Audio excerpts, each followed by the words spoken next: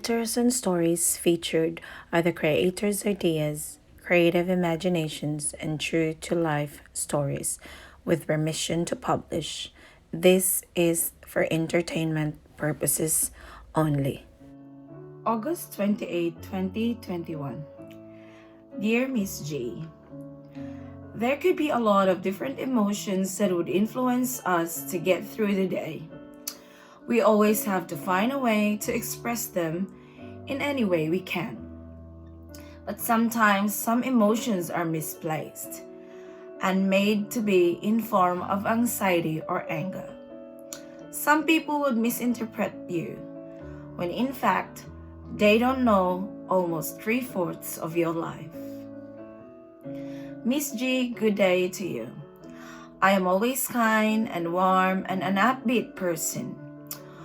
Only once it happened that I got angry about things that is not taken fairly and I was judged as the bad person. People will see you and will think you will be your normal self all the time. Then they start pushing your buttons, taking you to your limits. I am human too, Miss G. I have the right to be upset, be angry, or be sad, or be happy, as long as I know I do not hurt anyone. But being myself sometimes makes people judge me that I am turning weird. I used to like this group in my office, Miss G. I go out for work lunch with them and attend a few work-related parties. I realized one day that people talk negatively most of the time. They talk about small things and about people and just laugh at them, judging them according to the life status or education level, or worst is their accent when speaking English. Or some they laugh about cultural practice or cultural foods. As days went by, I kind of removed myself from this toxicity. I am suddenly feeling negative, and I feel that their attitude has been really contagious, Miss G. I stopped going out for lunch or parties with them. I feel that their attitude has been really affecting me. And I see to it that I go to work and only work professionally as much as I could. Then the rumor started that I changed. That's because I got a new job appointment, one level up higher than before. Now they started calling me arrogant and snub. At one point, I just expressed my frustration. I had enough, and that they should look at life positively, as I told them. Work on the things that needs to be done. After all, this is why we are hired to work here. Well, that was a big surprise to them. They did not expect it from me. They all turned their back on me and threw the whole year of my best May because only of that few sentence I said. That's even barely 3 minutes. How unfair is that, Miss G? They do not know who I really am, and they labeled me now Mr. Arrogant. That made me sad, but that made me see who were my friends and the ones that are just colleagues. I am a positive person, Miss G, and I do not want to be unfair to the people around me. I stand by my opinion, and I am happy to be with people who allows me to be me without any judgment at all. Thank you, Miss G, and have a great day. Regards, Tim. Thank you so much, Tim, for your letter today. This is quite short but very, very straightforward.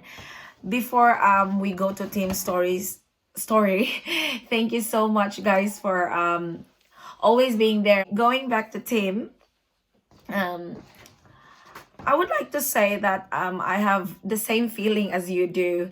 Like, I would regard it as like, when you are new to the workplace, they see, of course, you're careful, you think about, how you practice work etiquette, and you observe people. I'm very observant. I don't usually, well, I'm very talkative, I'm very articulate, I'm very expressive of myself, I'm very bold, and I'm very transparent. But when it comes to judging people and looking at them and listening to these stories, I always try to tell myself, Tim, that is this the whole story, or is this just one side of it? So I always, when people tell me, say, don't involve yourself in this group of people and that people and this group of people in the workplace because they are this, they are that. I actually just listen to them, and then I have this curiosity in me that what if I want to experience this group of people and personally see it from myself if they are fairly judged. Yeah, and you are not, I think, being arrogant. You're doing the right thing, and it doesn't mean that you owe them your appointment. Sometimes people will say, oh, you've changed a lot because you've been appointed in the job. You're very arrogant. It's not that. It's the feeling that you have seen how things work, and you have figured out what are those positive things, what are those negative things, and what are the things that would help me become a better you. And I think you've gone to that level already, that you know who you are going with, and you know who you are not going for lunch or anything. And negativity in the workplace will affect you so much. Sometimes it's just a small talk, or sometimes it will just appear like, like, oh yeah, yeah, so that's just it, like, yeah, like, get over it, or something like this. But it's not as easy as that, because little by little, as time builds up, you will possibly become one of them, and you will start to see all the negative things of the person, rather than seeing the positive side, that for once they've helped you, fix the printer, or they've helped you pick up some paper works, or from the main office, or something like that. Those simple things are really helpful, and we must not let it pass without just appreciating it. And then the sad thing about people is that you've done that for them. Little things, beautiful things, simple gestures. But at the point that you are wanting to be expressing your opinion and they don't like it, then that's the start of it. They will start hating you. They will start to look at you as different, only because you don't agree with them. And sometimes there's always this group of people, like bunch of them, that wants to focus on the negative side. They always whinge on, oh, there's too much workload, there's too much this and too much that. Sometimes they don't appreciate the value of having the job. Like, yes, honestly, this COVID time, a lot of us lost the job, and it's not everyone that's lucky that is still working full time or earning that much. But that's simple things. They don't understand it. They don't appreciate that one. And you don't need to worry. I fully understand, Tim. You are human.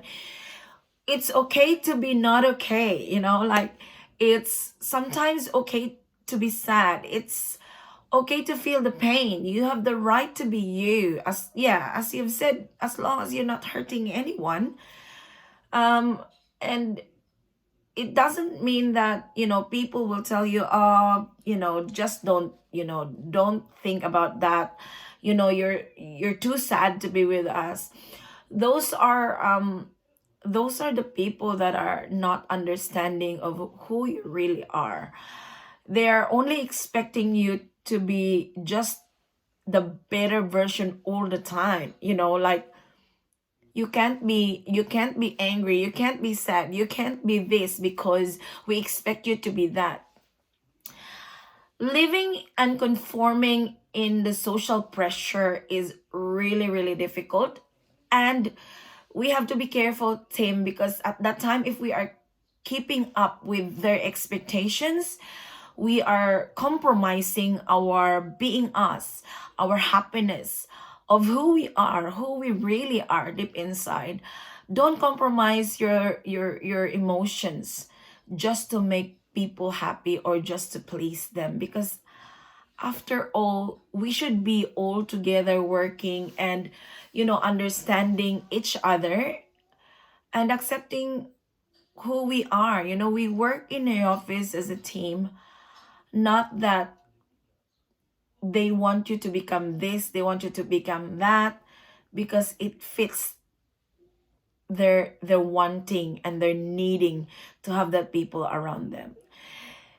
These are selfish people. They only see themselves and they only want to be understood, but they want the people around them to just adjust of whatever they want, and it's not fair. If it would be me, I would rather have, maybe 1, 2, 3 friends rather than having a lot, but they don't accept me and they're not happy of who I am. So Tim, don't worry, just keep working as long as you are fruitful, you are productive. And I like it, when you said you have to look at the positive things. There's so many negative things going on around the world. We don't want to add more negativity to the world. The world is healing. We need more people that are understanding. And nowadays, people are struggling to,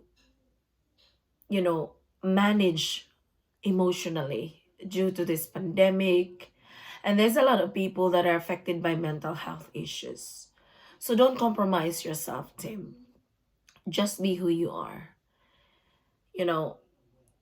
Be around people that would accept you and would value you of who you really are. Don't compromise, because compromising is hurting ourselves. Because compromising with others will not make yourself happy at all. But well, anyway, once again, thank you so much, Tim, for that.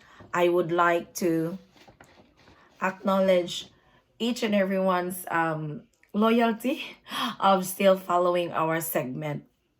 Please don't forget to subscribe and click the bell button so you will be updated when I have new videos. And we are all welcome to write a letter if you want your story to be shared here. Go to the Facebook page, Dear Miss G, and you can just message it there.